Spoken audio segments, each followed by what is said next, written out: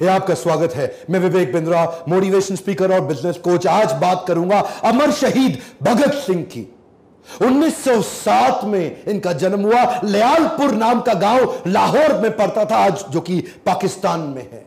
मां विद्यावती कौर, पिता किशन सिंह। बचपन से ही जो लाहौर में एक स्कूल था जो कि ब्रिटिश सरकार का, ब्रिटिश हुकूमत से इन्फ्लुएंस स्कूल था, उसको ज्वाइन नहीं किया। दयानंद एंग्लो वैदिक पद्धति के द्वारा जो स्कूल, जिसको आजकल डीएवी बोलते हैं ना, दयानंद एंग्लो, आर्य समाजी माहौल में पढ़ना इन्होंने चुना। शुरू से ही इतना पढ़ाई में तेज, इतना तेज कि बचपन भर में इन्होंने लगभग 50 किताबें स्कूल टाइम में ही पढ़ डाली, जो कि अपने स्कूल से अलग किताबें थी। पॉलिटिकल रिफॉर्म, सोशल रिफॉर्म, किसी भी प्रकार के इकोनॉमिक रेजिम पे जो किताबें, इनका बड़ा इंटरेस्ट था। जो एकाकी की भावना थी ना भगत सिंह में, वो सीखना चाहिए। एकाकी की भावना। सिलेक्टिव लिसनर थे, हर जगह खड़े नहीं होते थे, उठते बैठ, जिधर आजादी आजादी आजादी आजादी, ये भावनाएं दिमाग में बचपन से घुस गई। छोटे थे, 1919 में अप्रैल 13 को जलियांवाला बाग कांड हुआ। बस इतने छोटे से में 11-12 साल के 40 किलोमीटर दूर पैदल चले गए।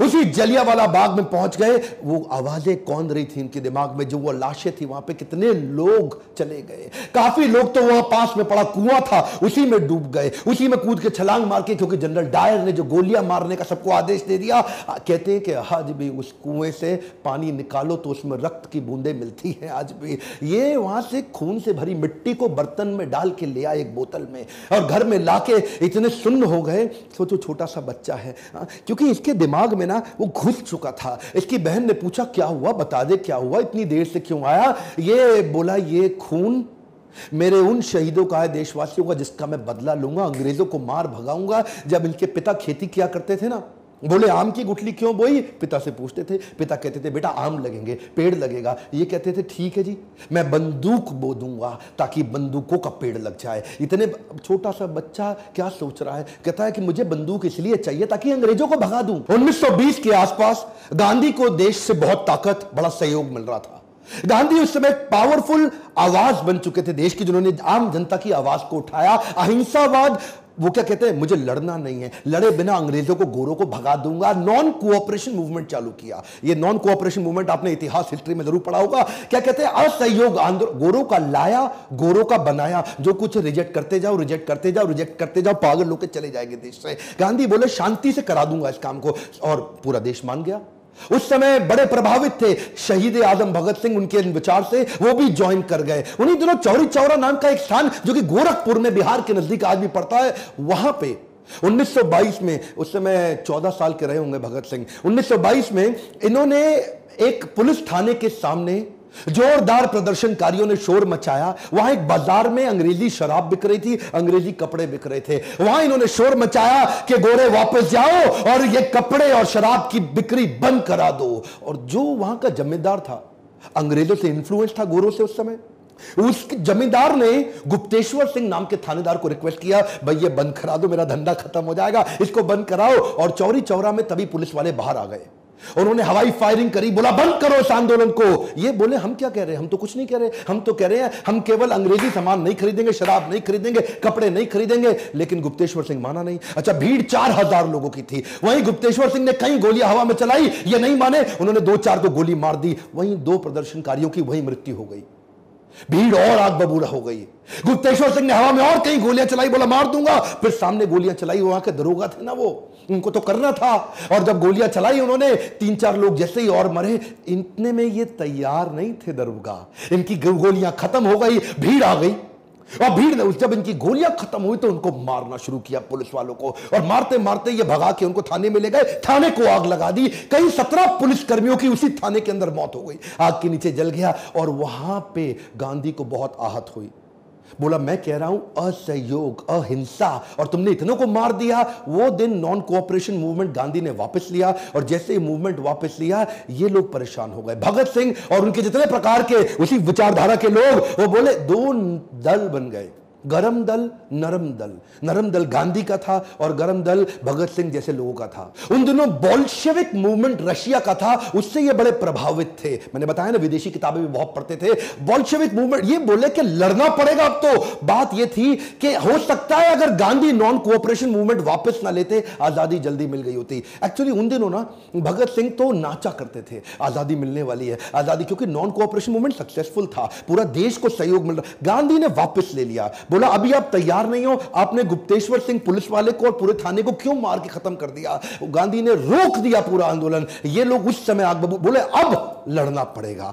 ये जो एक्चुअली ये ना हथियारों की क्रांति बाद में आई, भगत सिंह की पहले विचारों की क्रांति थी। उन दिनों कॉलेज ज्वाइन किया इन्होंने, लाला लाजपत राय का पंजाब के अंदर जो पाकिस्तान में पढ़ता है वो कॉलेज ज्वाइन किया और वहां पे ये गतिविधियां स्ट्रॉन्गर थी। उन दिनों ये लगभग 300 किताबें अपने कॉलेज में एक्स्ट्रा पढ़ बैठे, क्योंकि जब खाली होते थे किताब पढ़ते थे और उसके बाद अपने एकाकी की भावना से स्पीड आती है। ध्यान दीजिए, कम ऑन, लर्निंग क्या है, एकाकी की भावना से। इसीलिए तो शहीद भगत सिंह ने 23 साल की उम्र तक वो सब कर दिया जो आज लगभग 90 साल के बाद भी हम उनको याद कर रहे हैं। 1924 में ये लगभग 17 साल के थे, मां ने शादी की तैयारी कर दी। ओए बेटा शादी कर लो, कुड़ी बड़ी सोनी है, ओ बेटा शादी कर ले, तेनू रोटी खवाएगी, ओ शादी कर ले, तेरा ध्यान रखेगी।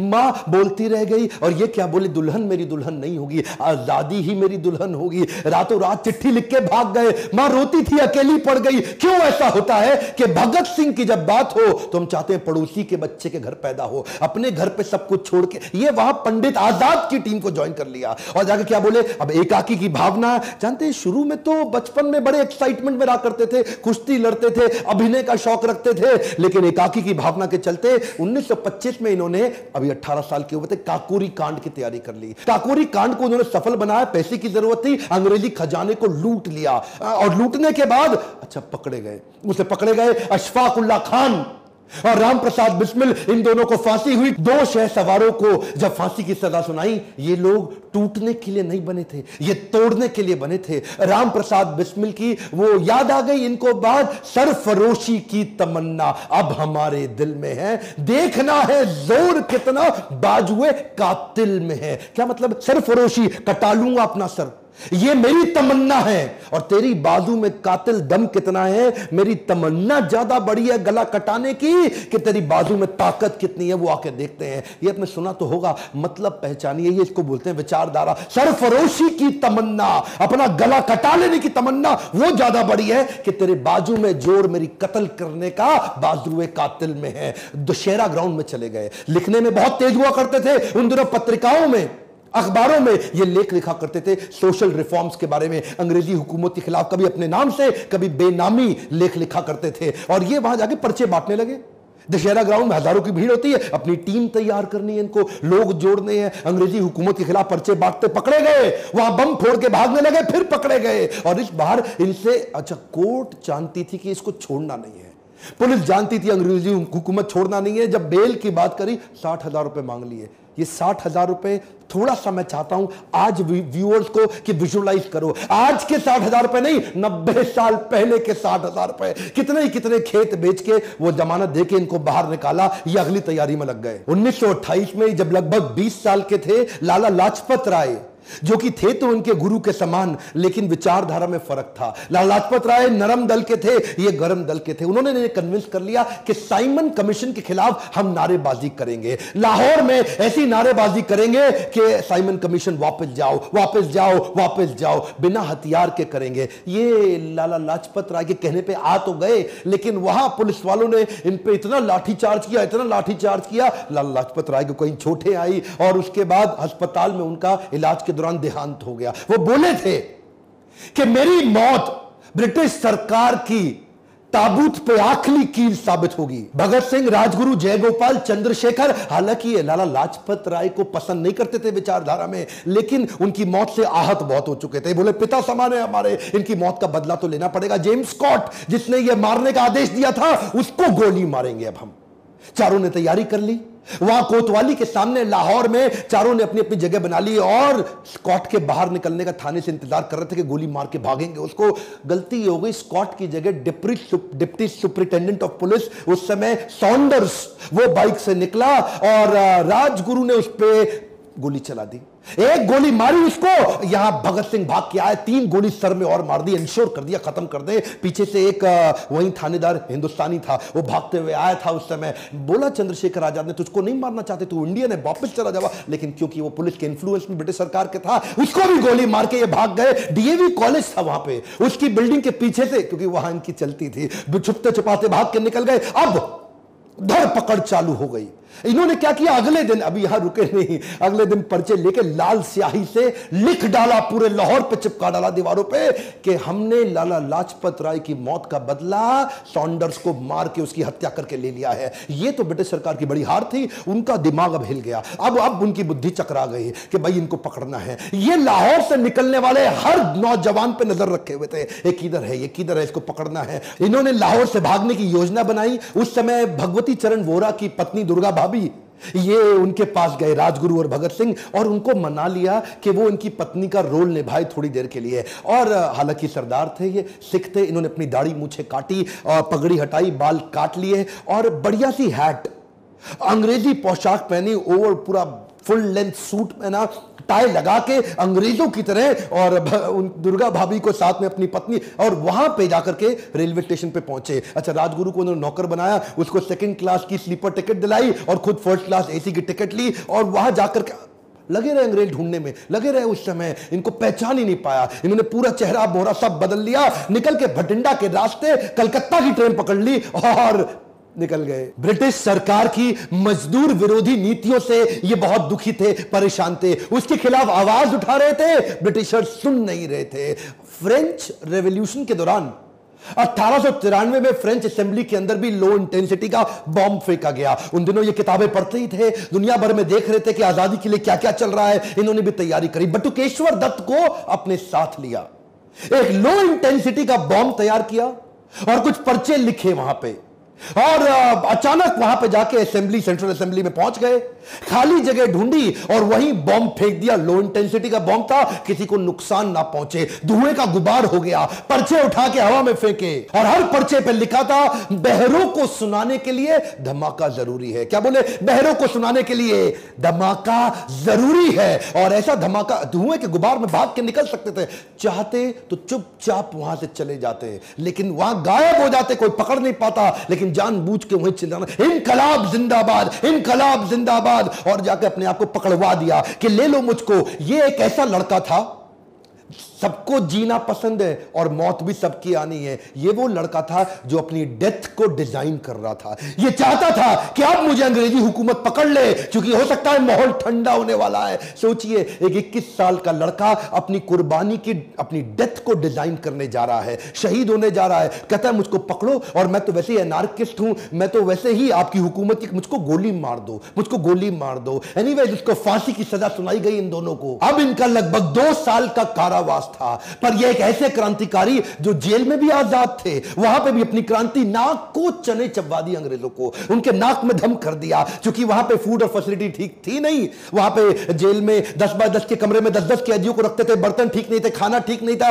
रोशनी की सुविधा नहीं, बिजली कोई था नहीं, खिड़की हुआ नहीं करती थी, इतना बुरा हाल। इन्होंने उसके खिलाफ अंदर आंदोलन चालू कर दिया। अच्छा, अंग्रेज इनसे अब घबरा गए थे, बोले यार इसको ना अलग कर दो, सारे इंडियन इससे इंफ्लुएंस हो जाते हैं। एक नया आंदोलन कर दिया इस आदमी ने। ये 64 दिन के अन्न जल त्याग पे चले गए, कहते आम मरण अनशन, अब कुछ नहीं खाऊंगा मैं। अच्छा, अंग्रेज शुरू में इनको इग्नोर करते थे, अब 2 दिन, 4 दिन, 5 दिन, 64 दिन तक नहीं खाए। क्रांतिकारी यतीन्द्र दास उस समय शहीद हो गए, क्योंकि इतना कमजोर भगत सिंह का वजन रोज कम होता जा रहा था। अंग्रेज घबरा रहे थे, लेकिन ये असल में क्या है ना, इनको, अच्छा उसके बाद भी हंसते थे, डर लगता नहीं इनको, इनके चेहरे पे हमेशा मुस्कुराहट होती थी। इनकलाब जिंदाबाद, इनकलाब जिंदाबाद। घबरा गए, ये क्या बोले? कहते मेरे सीने में जो जख्म है वो तो फूल के गुच्छे हैं, हमें पागल रहने दो, हम पागल ही अच्छे हैं। अंग्रेजों को घुटने टेकने पड़े, हार मान गई इनकी। उन्हीं दिनों ये कई लेख भी लिखते थे, क्या कहते थे? अंदर भी आंदोलन चलाऊंगा और लिख लिख के बाहर भी आंदोलन चलाऊंगा।